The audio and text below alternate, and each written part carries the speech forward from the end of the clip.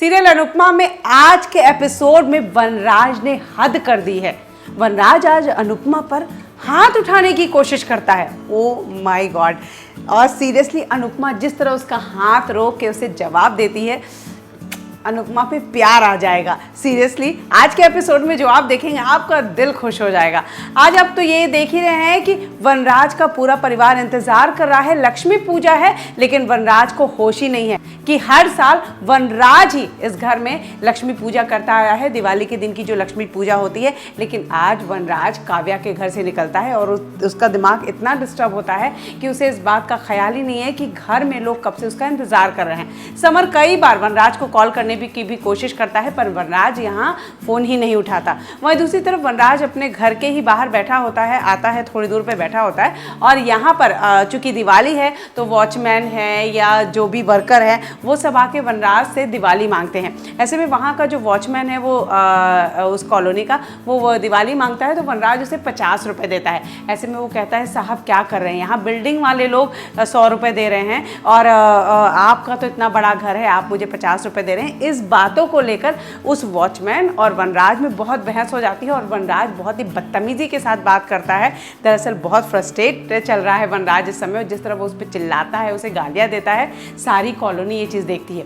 खैर वनराज यहाँ पर जैसे ही अपने घर कदम रखता है देखता है पूजा चल रही है। वो पूजा जो पिछले कई सालों से वनराज करता आया है, यहाँ पर वो पूजा चल रही है और वनराज इस चीज़ को देखकर बहुत गुस्सा हो जाता है कि वो लक्ष्मी पूजा जो वनराज कर रहा था आज अनुपमा कर रही है।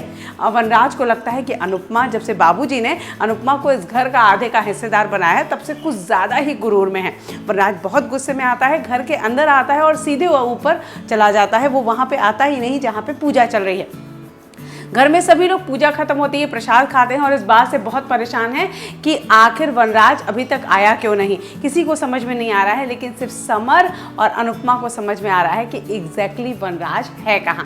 खैर यहाँ पर वनराज जब पूजा हो जाती है, सभी लोग प्रसाद खाते हैं, अनुपमा वो प्रसाद लेकर वनराज के पास ऊपर जाती है और यहाँ वनराज अनुपमा को खरी खोटी सुनाता है। दरअसल वो इतने गुस्से में है कि यहाँ अनुपमा को कहता है वो पूजा जो इतने सालों से मैं करता आया था तुमने कैसे कर ली। ऐसे में अनुपमा यहाँ उसे जवाब देती है कि इतने सालों से जो आप करते आए थे आज उसे मैंने संभाल लिया।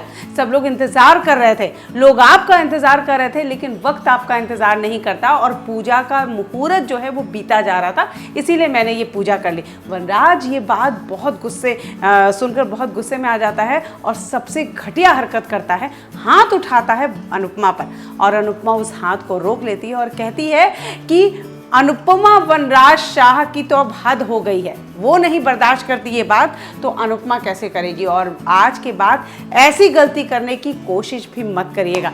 वनराज को आज अनुपमा के अंदर जो कॉन्फिडेंस दिखा है, जो बात दिखी है, उससे ये तो समझ में आया है कि वनराज की दाल जो है अब ज़्यादा दिन तक अनुपमा पे नहीं गलने वाली। आने वाले एपिसोड में जिस तरह के ट्विस्ट है, ऐसा लगता है कि जल्द ही वनराज का ये सच पूरे परिवार के सामने आ जाएगा, क्योंकि वनराज अब किसी भी हालत में अनुपमा के साथ नहीं रहना चाहता। वो ये घर छोड़ के काव्या के पास जाने की कोशिश करेगा। देखते हैं पूरे परिवार को वनराज का ये सच कैसे पता चलता है।